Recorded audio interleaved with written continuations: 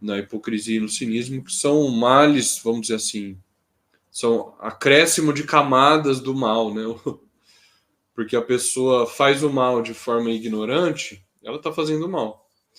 Agora, o cinismo e a hipocrisia, elas já são níveis de cálculo ali, de dissimulação, né?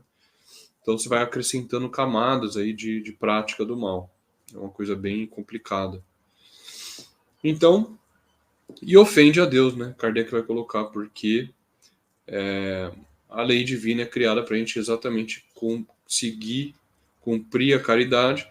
E se nós entendemos que o cristianismo é uma boa via para se compreender as leis de Deus, a pessoa se diz cristã, ela está exatamente ofendendo a Deus, supondo que esteja cumprindo essa lei. Né? Então é um item bem interessante, 58, depois de 59. A gente vai seguir discutindo isso, um tema relacionado a isso, né? Mas os comentários seriam esses, eu passo aí ao Eric, ao Michel, se quiserem comentar. Então, é bem interessante, né, esse item. E eu lembrei do capítulo Bem-aventurados os que têm coração puro, né, que diz o seguinte, eu vou ler aqui. Em resumo, naquele que nem sequer concebe a ideia do mal, já há progresso realizado. Naquele a quem essa ideia acode, mas que a repele, há progresso em viés de realizar-se. Naquele, finalmente, que pensa no mal e nesse pensamento se compraz, o mal ainda existe em plenitude de sua força. Então, Kardec coloca 3 estágios aí, né? Tem a pessoa que nem pensa mais no mal, o espírito da segunda ordem, né? Tem aquele que pensa no mal e se compraz. E tem aquele, a maioria de nós, né, que pensa no mal, mas tenta frear esse pensamento, né? Por isso que diz aí, né? Aquele que nutre. Ou seja, porque todo mundo, de vez em quando, o espírito perfeito pode sentir ciúme e rancor, mas você não nutre esse sentimento, né? Você tenta combater, não é? E isso tem a ver, como foi dito, com as paixões, né? Você sente aquela paixão. Paixão vem de passião, né? De passividade. Então você sente aquilo, né? Agora, importa o que você vai fazer com aquela emoção. Né? Você pode usar a vontade e o pensamento para refrear esse sentimento, essa paixão. Né?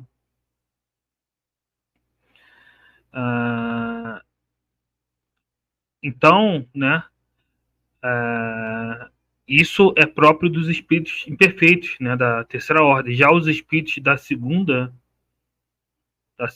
ordem, né? Eles nem têm mais esse pensamento do mal, né? Como diz lá no livro dos Espíritos, eles não têm mais o desejo do mal. Né?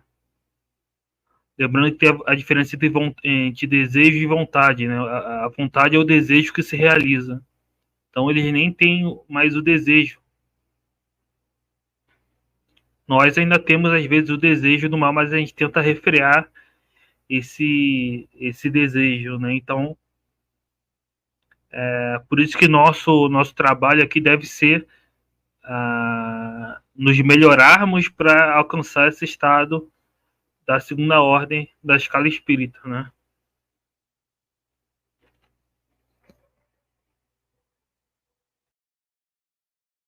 Muito bom, Eric, tu trazer esse texto do Evangelho, porque ele ajuda a clarear bem o item 58.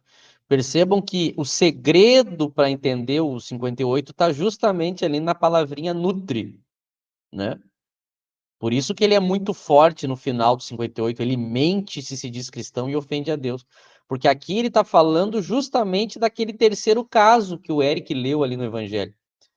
É a pessoa que tem o desejo, o sentimento, o pensamento do mal internamente, aquela inclinação para o mal, e ela executa com ações, ela quer com a vontade dela, ela se deleita naquilo, ela se compraz em fazer o mal. Ela alimenta o mal com o uso da vontade.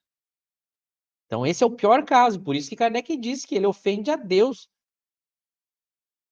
E o segundo caso é aquele que tem o desejo do mal em si, mas a pessoa se esforça para não executar aquele mal, para mudar os pensamentos, para agir no bem, apesar da raiva, do ódio, do ciúme. A pessoa diz: Meu Deus, me ajuda a controlar esse pensamento de fazer algo errado. E a pessoa se esforça e procura fazer o bem, que é justamente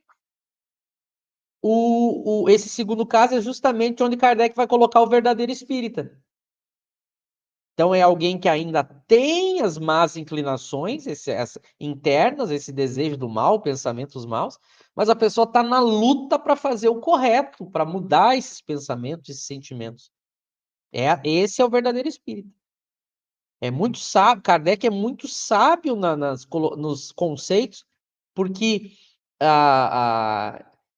imagina, se ele diz que o verdadeiro espírito é aquele que não tem sentimentos ruins, aí seria um absurdo, porque eu teria que ser espírito superior, espírito bom para ser espírita. Então, o espírita, ele é alguém que tem sentimentos ruins, que ele construiu ao longo de muitas encarnações. Então, a gente não consegue, eu não consigo acordar amanhã e dizer assim, bom, li o Evangelho segundo o Espiritismo, a partir de agora eu não vou ter mais sentimento ruim. Nota, não depende da minha vontade, eu sinto. Eu vejo uma notícia, eu vejo alguma coisa, alguém me fala algo, vem aquele sentimento. Já virou algo automático em mim. Mas o verdadeiro espírita, ele não alimenta, não nutre, ele luta contra isso, né? Esse é o segredo. Então, por isso que esse último caso aqui, que é o caso que ele coloca que o que nutre o mal, Kardec é rigoroso e ele está certo. Aqui ele está falando daquele que quer alimentar o mal por vontade própria.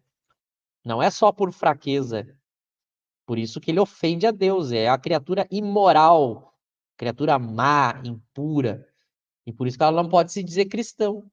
Porque ela praticou o mal querendo praticar. Então, por isso que é o pior tipo de espírito, o pior tipo de situação, que a gente não pode ser. A gente tem que ser o tipo que reconhece que tem o mal dentro de si, mas que está se esforçando. Às vezes a gente escorrega. A gente acaba cedendo a esses sentimentos e agindo errado.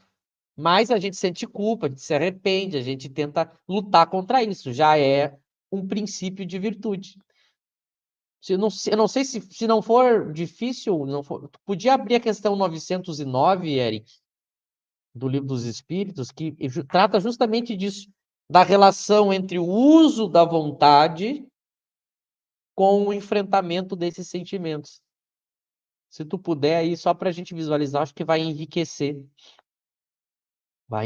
o entendimento, para a gente entender justamente como, quando a gente for estudar esses assuntos, a gente tem que entender que há uma diferença entre o que eu sinto e o que eu faço. O que eu faço depende da minha vontade. Então, de repente, eu posso sentir vontade de dar um soco em alguém.